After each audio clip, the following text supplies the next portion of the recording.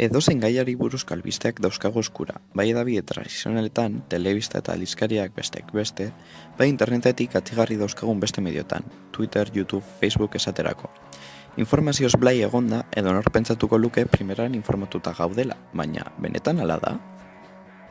21. mendean bete-betean sartuta, bada gai honen inguruan erabiltzen hasi den hitz berri bat, segura aski entzun duzula noizbait, fake news. Fake news edo berri faltsuak gezurrezko albisteak dira, non normalean benetazko batean oinarritzen diren, baina testuinguruz kanpoko irudiak eta esaldiak ateratzen dira.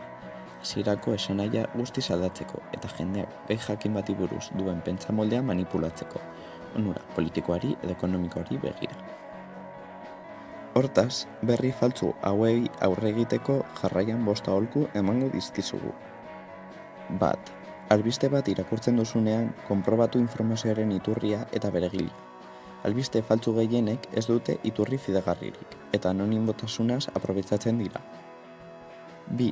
Bidaltzen dizkizuten irudiak balitezke egiazkoak ez izatea, erraz editatu daitezkelako programa batzuen bitartez. 3. Pentsamendu kritikoa erabili.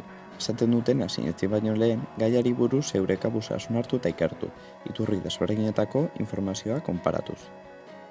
4. Kontuan hartu erabilia izan zaitezkela, berri faltsuak edatzeko jendea behar dute, zu barne, ez parte hartu hauen edapenean. 5. Ez geratu albiste baten titularra eta irudi nagusiarekin. Normalean, sentsazionalistak baitira eta jendearen erreakzio azkarra bilatzen dute.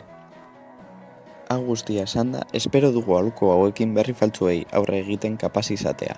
Ez ahaztu zu kontrolatzen duzula zer sinesten duzun ta zer ez.